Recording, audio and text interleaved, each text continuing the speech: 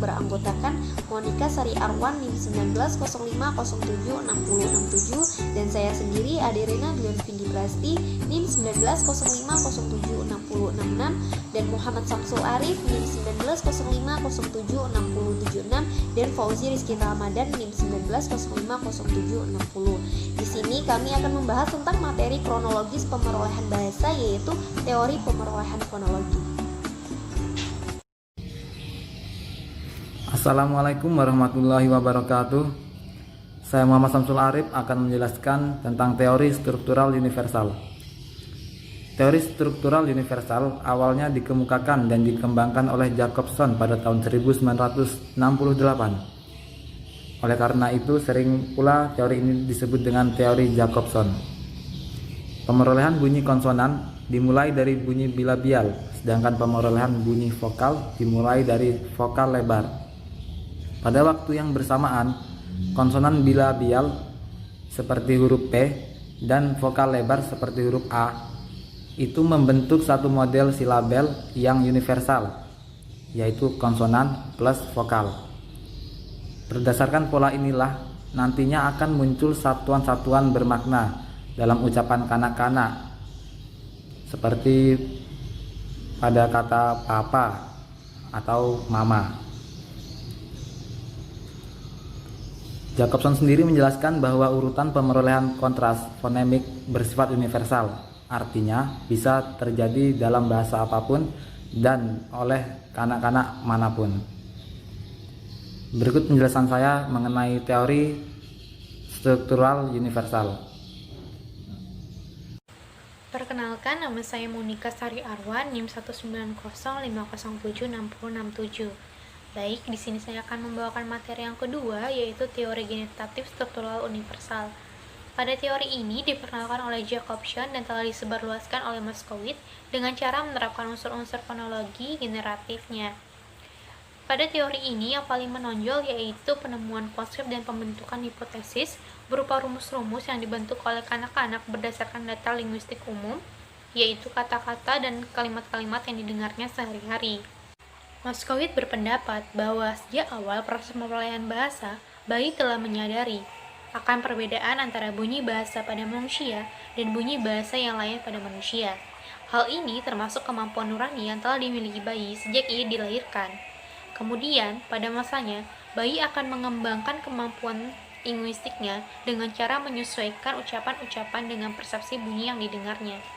Hal ini akan membuat si bayi semakin mampu mengenal dirinya sebagai anggota masyarakat manusia di sekitarnya. Assalamualaikum warahmatullahi wabarakatuh. Di sini saya akan menjelaskan poin yang ketiga, yaitu teori proses fonologi alamiah. Teori proses fonologi alamiah ini diperkenalkan oleh David Stampe, yakni suatu teori yang telah diperkenalkan sejak tahun 1965.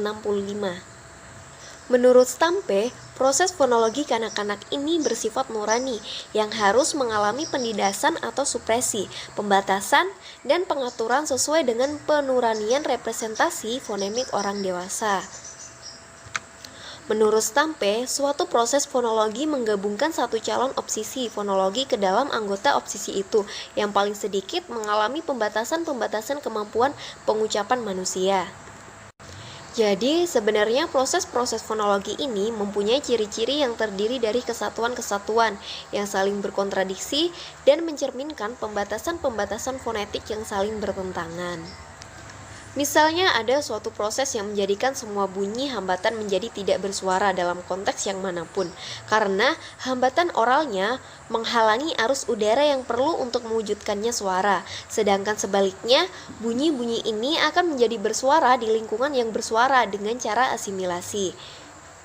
Apabila proses-proses ini saling menindih, misalnya di antara vokal, maka satu kontradiksi akan muncul.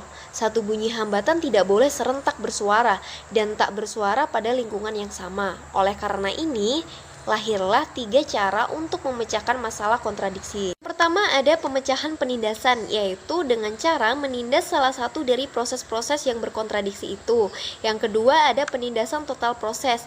Di sini seorang anak laki-laki umur 2 tahun yang diamati oleh Stampe mengucapkan kata kiti dengan berturut-turut, seperti ki, kekri, keki, kekri, kri, kekiti.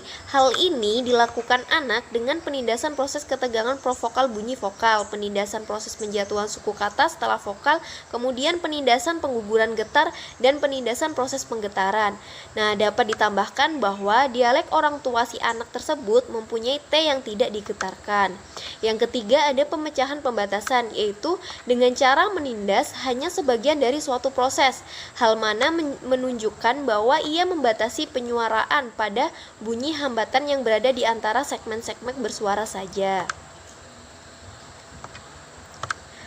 Teori proses alamiah Stampe ini juga menerangkan bagaimana perubahan fonetik terjadi dalam bahasa-bahasa. Jadi, misalnya apabila seorang anak Amerika gagal menindas proses yang menggugurkan suara dari bunyi hambatan pada akhir kata, maka pengucapan si anak akan menunjukkan satu perubahan fonetik yang menyerupai penambahan suatu proses kepada fonologinya.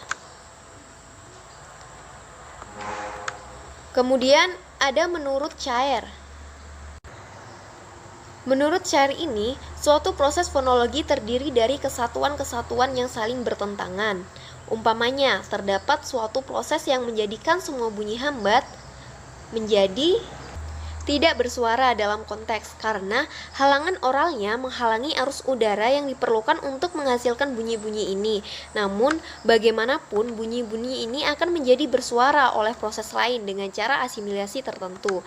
Nah, jika kedua proses ini terjadi bersamaan, maka keduanya akan saling menindih dan saling bertentangan. Sebuah bunyi hambat tidak akan mungkin secara serentak bersuara dan tidak bersuara pada lingkungan yang sama.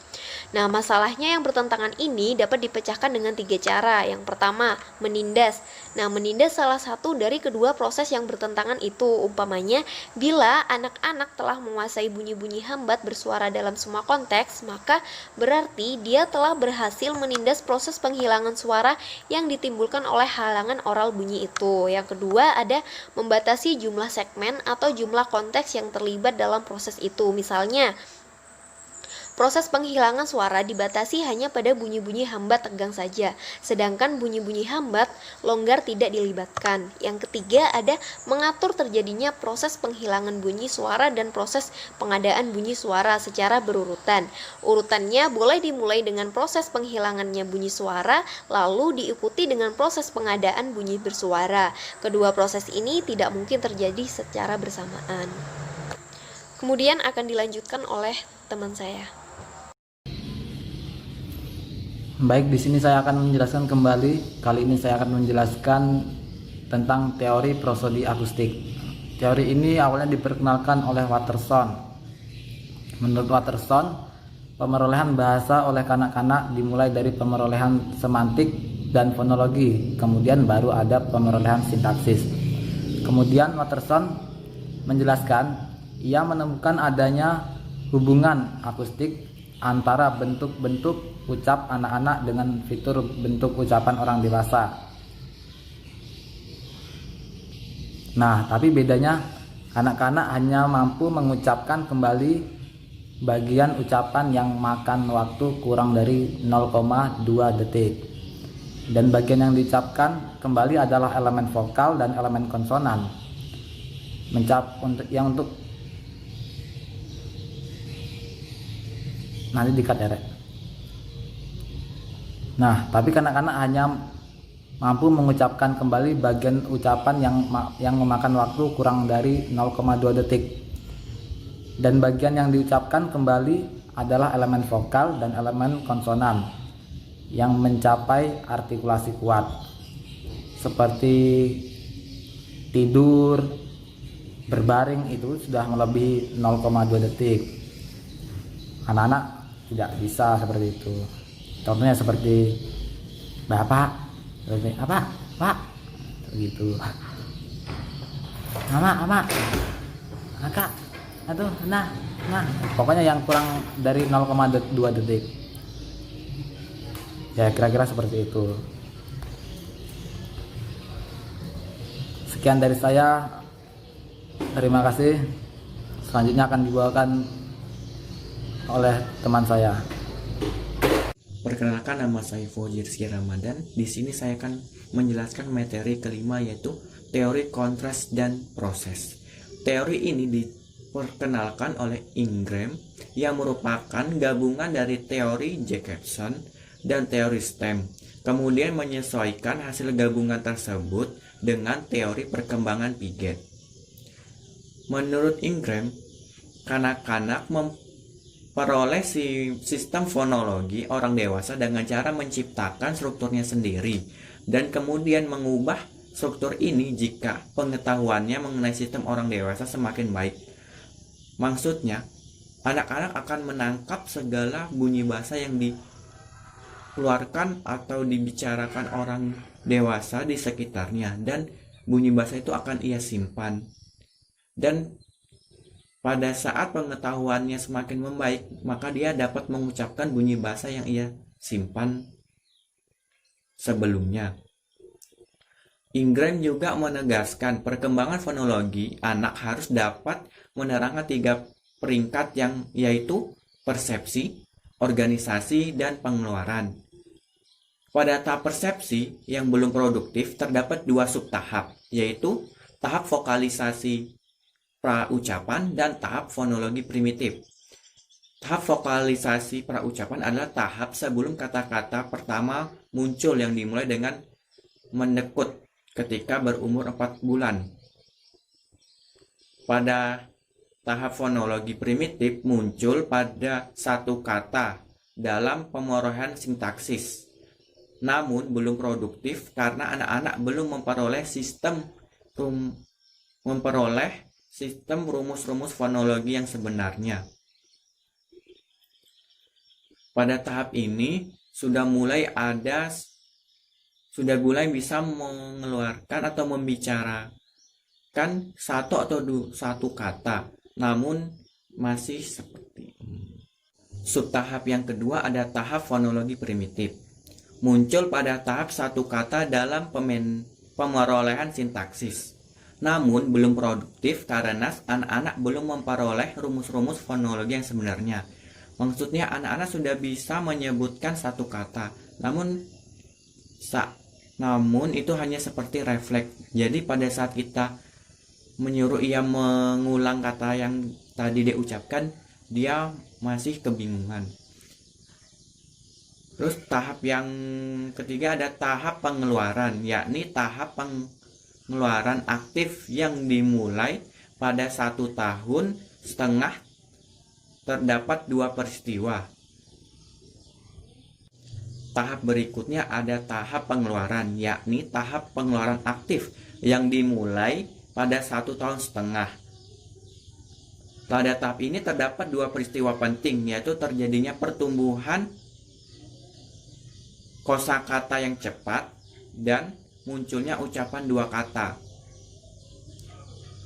Menurut Hoyer, pemerolehan setiap bunyi tidak terjadi secara tiba-tiba dan sendiri-sendiri, melainkan secara perlahan-lahan dan berangsur-angsur. Sekian dari penjelasan saya.